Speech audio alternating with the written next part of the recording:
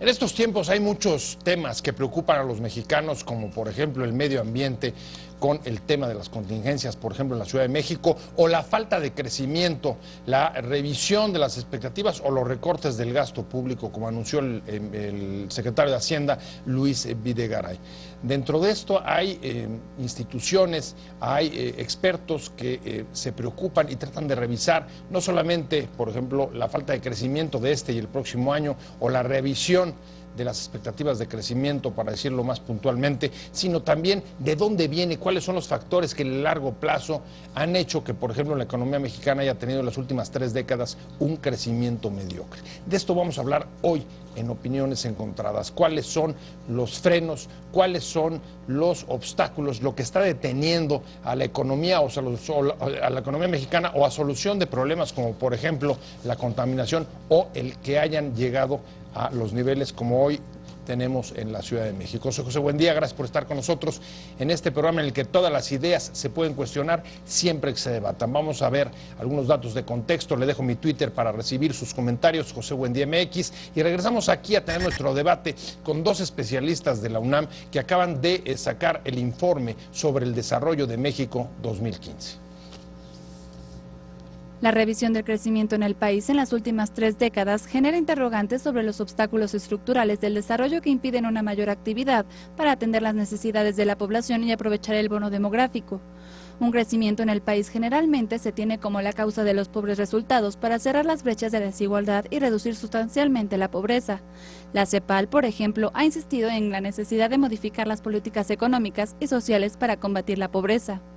Un informe sobre el desarrollo en México 2015 de la UNAM considera precisamente que las reformas económicas de las últimas 3 décadas han dejado un patrón de escaso crecimiento, desigualdad y pobreza en un contexto de baja inflación y acotado déficit presupuestal. Los criterios de política económica ante la caída de los ingresos petroleros nuevamente privilegian hoy la estabilidad macroeconómica, y entre este año y el próximo se sumará un recorte del gasto público alrededor de 300,000 millones de pesos. También se revisan a la baja las expectativas de crecimiento. ¿Cuáles son las principales características estructuras que condicionan el desarrollo del país, sus resultados y las capacidades de la política pública para estimular el desarrollo?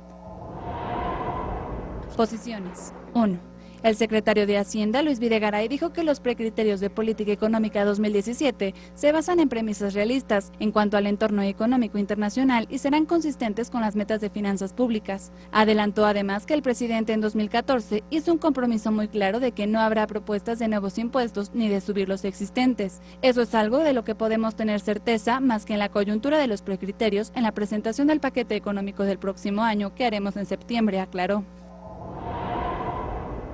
2. El Banco de México recortó su pronóstico de crecimiento económico del país de 2.49% a 2.40% ante la debilidad del mercado externo y la economía mundial, así como la fragilidad del precio de exportación del petróleo y la inestabilidad financiera internacional. 3. La organización Acción Ciudadana Frente a la Pobreza llamó a enfrentar las causas que generan pobreza y desigualdad con medidas de fondo, así como superar la descalificación de las metodologías de medición de la pobreza.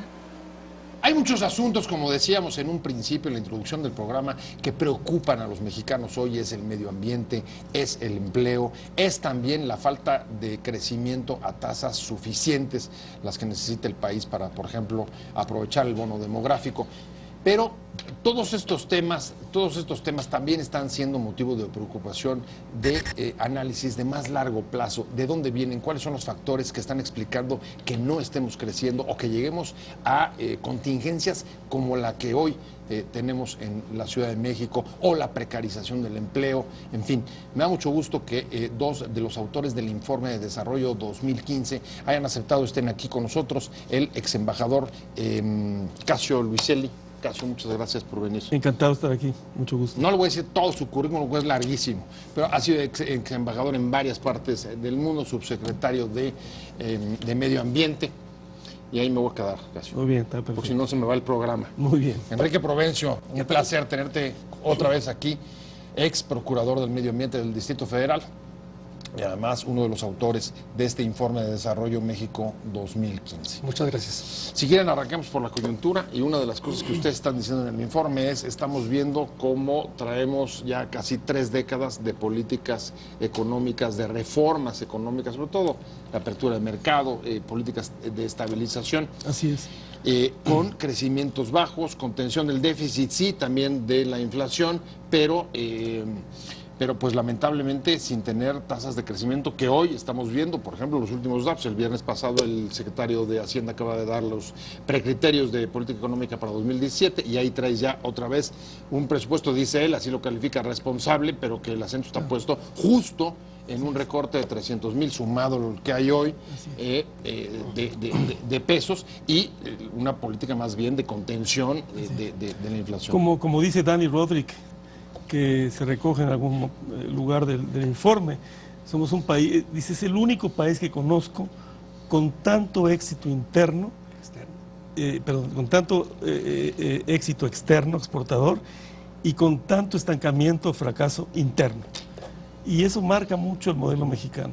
Hemos sí logrado un desempeño exportador muy aceptable, muy vinculado a las cadenas de oferta, sobre todo de América del Norte y del Pacífico, pero realmente un crecimiento muy decepcionante al interior. Y el informe, como lo hemos comentado muchas veces con Enrique, te habla de ese México muy dispar. Se refleja ya en los grupos de edad, se refleja en riesgos que no existían en la sociedad antes, y se refleja también en los territorios y en las ciudades. Somos un país ya claramente urbano, con puntos muy brillantes, diría yo que tenemos una de las grandes megalópolis del mundo, y eso vale, eso cuenta e importa, pero también tenemos atrasos abismales. Entonces, en fin, yo creo que el texto es un texto muy al día, aunque como tú dices, habla de cosas de fondo que vienen de atrás. Es un texto que le habla al México. A ver, cosas de fondo de atrás, pero muy actuales, porque hoy sigues teniendo buena parte de las mismas paradojas que ustedes están señalando. Tienes un sector externo que pues más o menos ahí va jalando, aunque menos fuerte, con menos dinamismo que los años pasados. Lo estamos viendo incluso como la balanza comercial no ha logrado saltar a pesar de la devaluación, y en lo interno acabas de tener otra vez la revisión del crecimiento del Banco de México y de la perspectiva de los analistas financieros. ¿Por qué esta contradicción? ¿No hay manera de, digamos, de atajarla? Bueno, es una contradicción en efecto, pero también es una costumbre, porque ya en los últimos años en México se volvió costumbre estimar una tasa de crecimiento para el año siguiente y revisarla 12 veces durante el año. Eso es lo que te refieres a los sexenios de Peña. Sí. Ahí ha sido básicamente... Efectivamente, a partir de 2013 y sobre todo de 2014, México ha sido incapaz de lograr el crecimiento, la expansión productiva que se propuso, y hay un gran problema de fondo.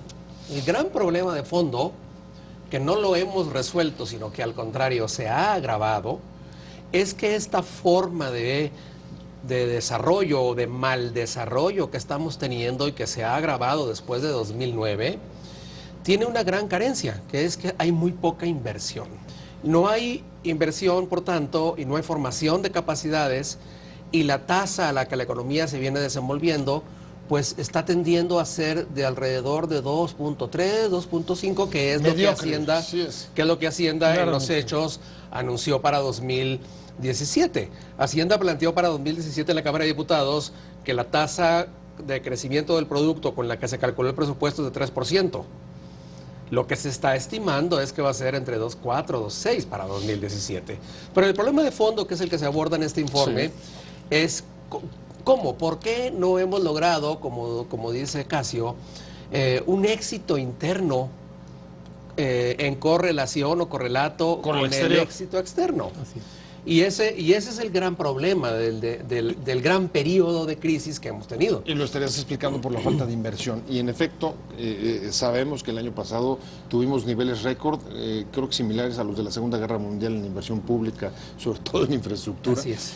En inversión... en general, en inversión privada no ha sido tampoco destacado. ¿Qué nos está faltando? Yo creo que falta mucho más integración, seguimos demasiado vinculados al ciclo americano, estamos demasiado pegados también en el sector exportador. México sabe exportar.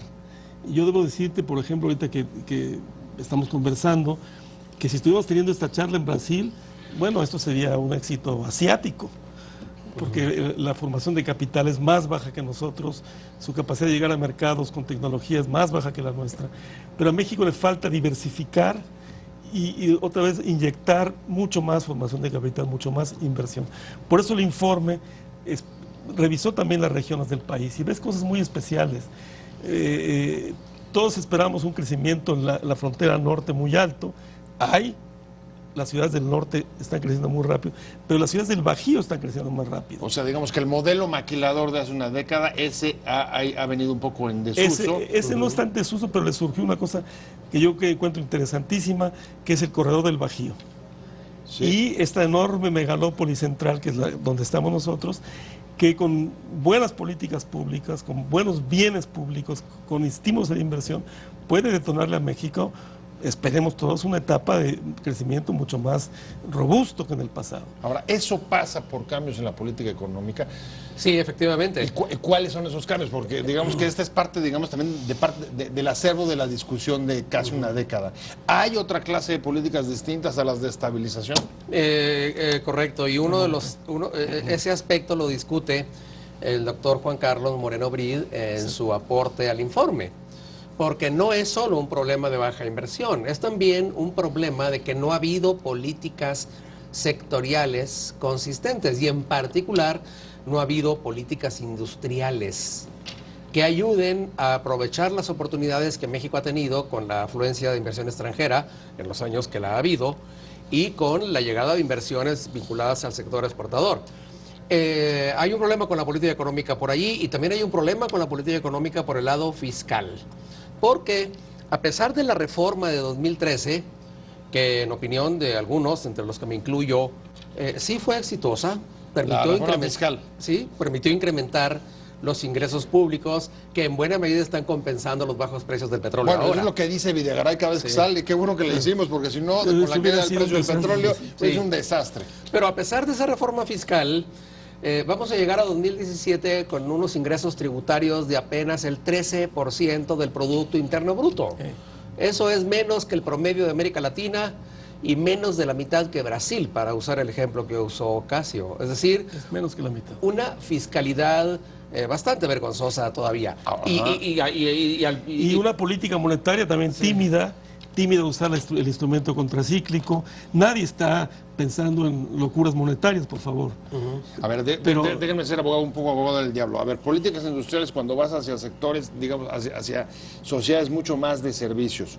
Luego, políticas fiscales cuando hay escándalos como el que estamos conociendo hoy de los papeles de Panamá. Sí, te voy a pagar impuestos para que los otros evadan. Bueno, ese es un tema, yo creo que hay un tema de moral pública ahí. Tú no puedes ampliar la base, que urge ampliar la base. Luego te puedo contar una anécdota muy simpática, si tengo 5 minutos te la cuento. Si tú tienes en la cúspide del ingreso elusión y evasión masiva. O sea, no puedes. Fíjate más, concentración, elusión, claro, y evasión. Paso mecha. La anécdota es la siguiente. Una vez en mis andanzas de consultor fui a Sudamérica, tenía yo que hacer el trabajo en Brasil, y el taxista, pero las instituciones estaban en Santiago de Chile. Y el taxista chileno me dijo muy bien que su autito era mexicano, era un muy buen cochecito. Y entonces empezó a platicar y dije, ¿usted paga impuestos? Sí, son muy fuertes los impuestos en Chile, fíjese. Y en Chile cada año nos cuesta y pagamos. Entonces me acordé de esa charla en Buenos Aires y el taxista porteño, con el lenguaje abierto a los argentinos, dijo, gobierno miserable, nos explota, pero le tengo que pagar. Y le dije al carioca, ¿você paga impuestos? Yo acho que pago impuestos. Yo pago mucho. Y el bochito aquí me dijo, no, yo no pago porque yo soy pobre. O sea, entonces no hay cultura de pagar impuestos. Pero no puede haber cultura de pagar impuestos si hay esas increíbles evasiones y esa ilusión. Yo creo que ahí hay un enorme trabajo. Yo no llevaría a las tasas brasileñas, que por cierto no le han servido mucho a Brasil. Y ahora le hacen mucho más complicada la política fiscal. Sí, sí, claro. Pero sí llevarla a una tasa, como dice Enrique, digo, de la chilena, por ejemplo, ¿no? 21, 22, por ahí.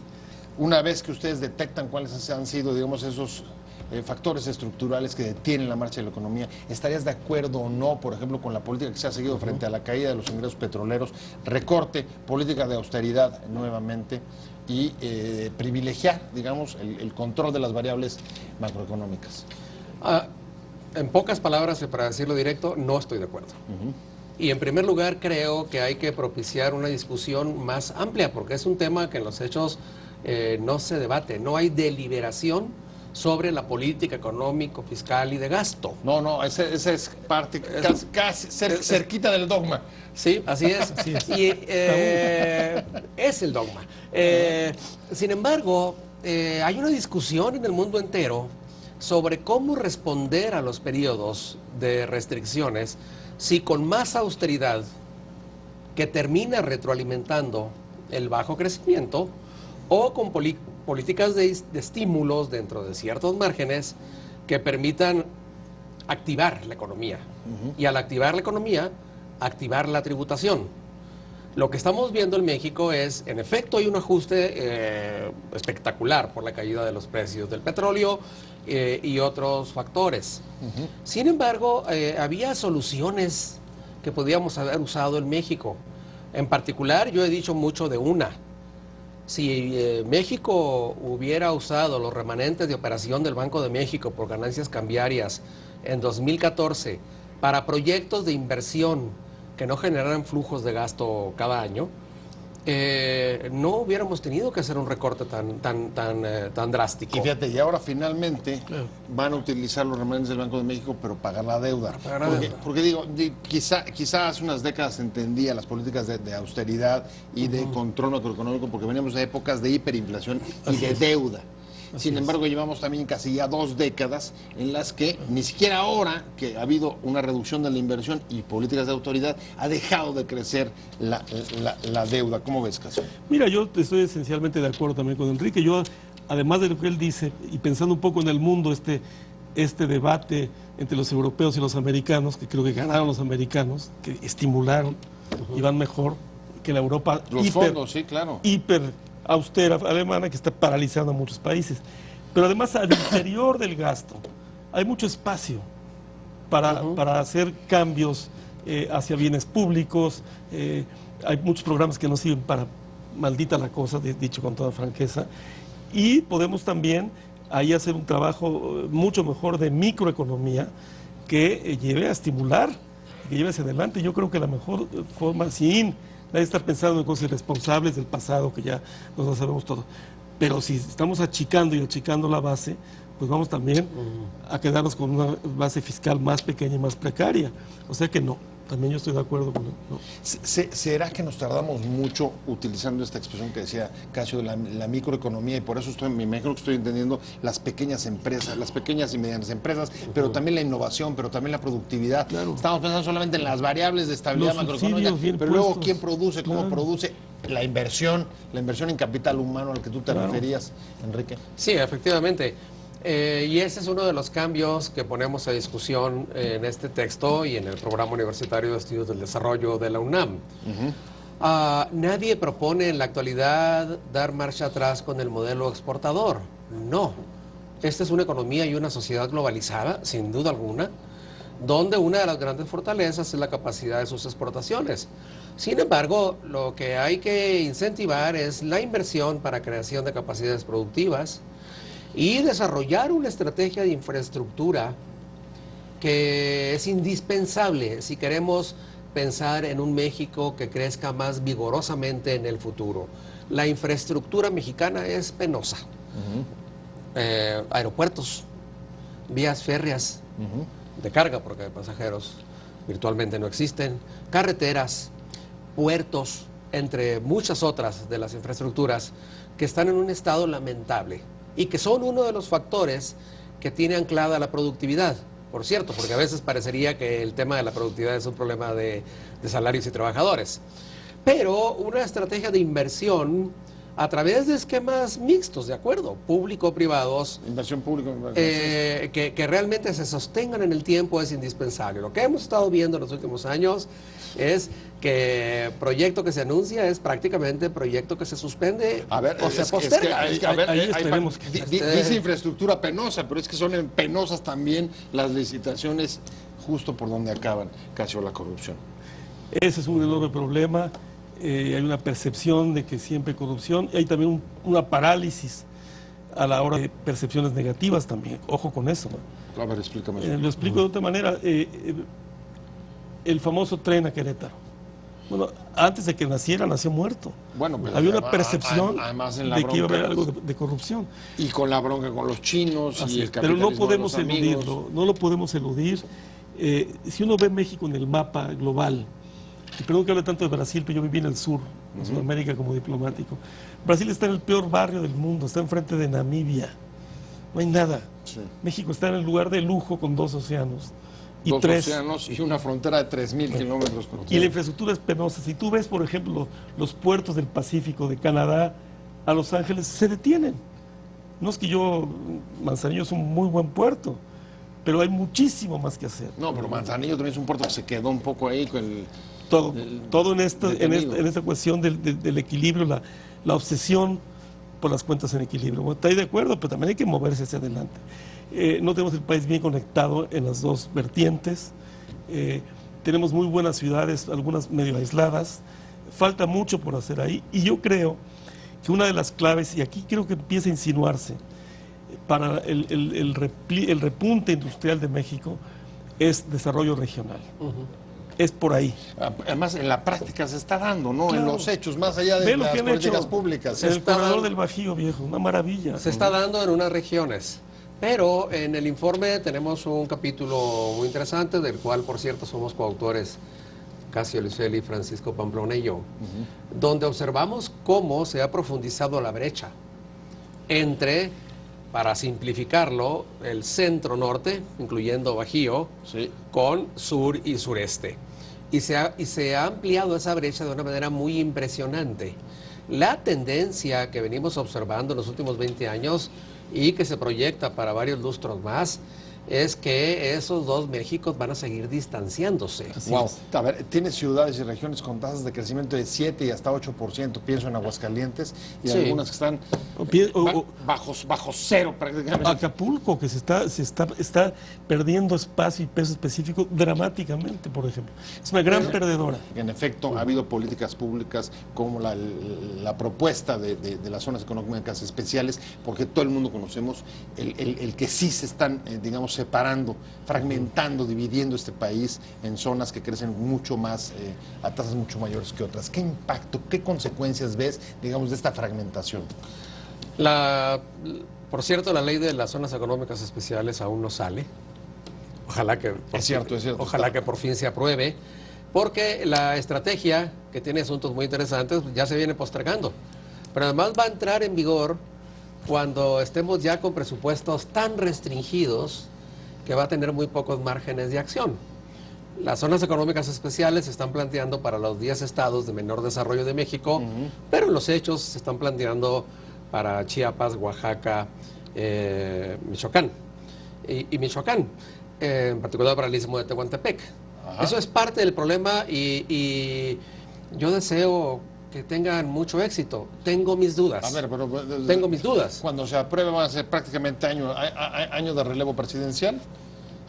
Bueno, o este es electoral 17 y el año presidencial y, por supuesto, caída de los ingresos petroleros. Así es, son estrategias que han tenido éxito en muchos países, que ojalá lo tengan en México, pero están pensadas de una manera, digamos, muy aislada, en mi opinión, no están conectadas con las entidades federativas en conjunto, pero el problema que está viviendo México ahora no está en Chiapas, no está ni siquiera en Oaxaca, está en los estados petroleros, Claro.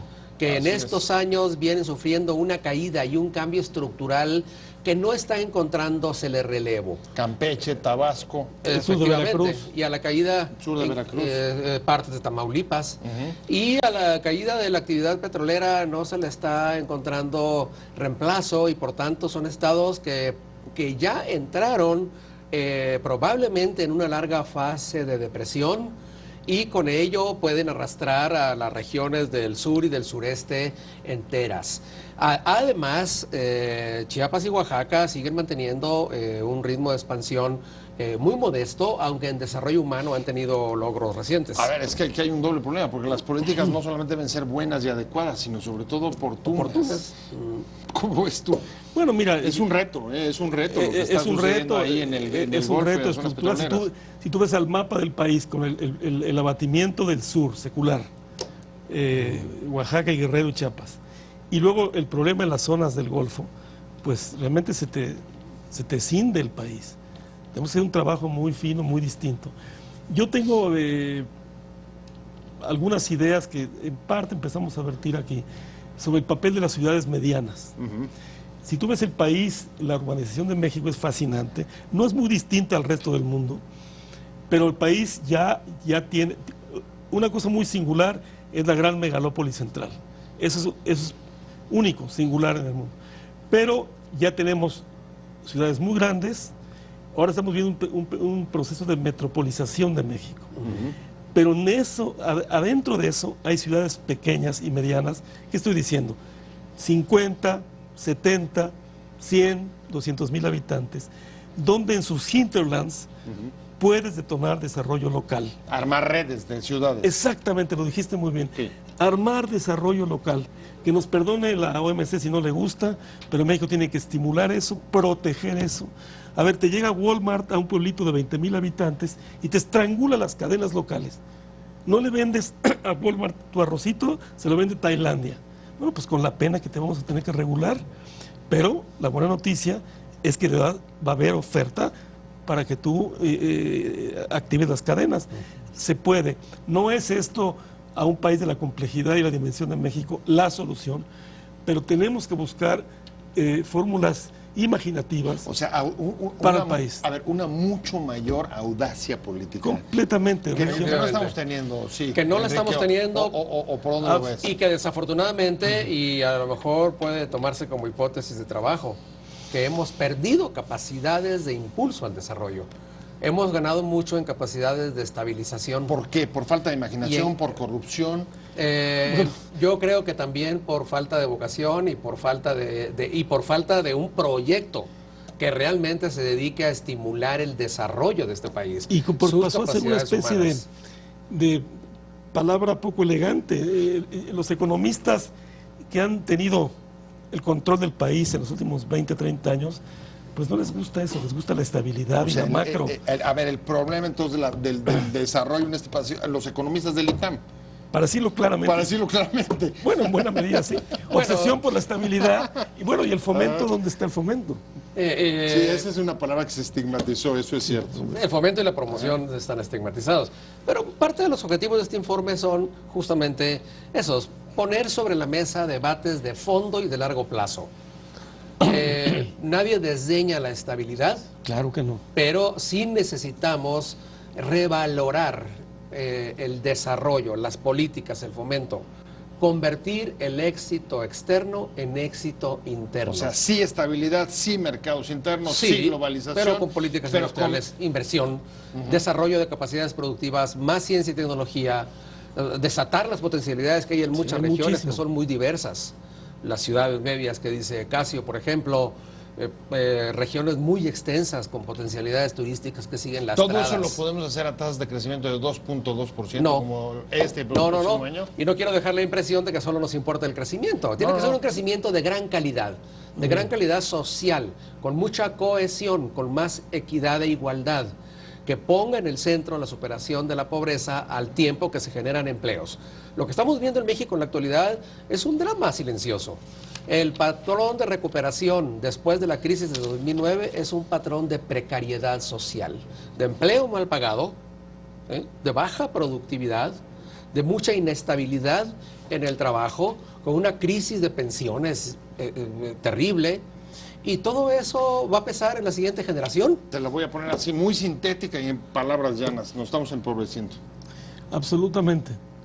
La Ciudad de México es un perfecto ejemplo. Es una ciudad con edificios de super primer mundo Así es. y un mar de gente empobrecida. Eso no puede funcionar. no puede funcionar. Tenemos que, como dices muy bien, Enrique, con mucha calidad, detonar desarrollo regional, encontrar realmente dónde están los espacios para hacerlo. Mira, por ejemplo... A veces la imagen de una ciudad prácticamente es el diagnóstico. Bueno, al verla, te bajas del avión y lo ves. Se me fue el tiempo y la verdad es que fue una charla muy interesante. Seguramente lo vamos a repetir, los vuelvo a invitar. Ha sido un placer tenerlos a los dos aquí. Muchas gracias al embajador Casio Luiselli. De verdad, un placer haberte tenido hoy aquí. Y como siempre, Enrique Provencio, un gusto tenerte con nosotros en Opiniones Encontradas. Y por supuesto, te invitamos a seguir cuestionando la información con los siguientes videos.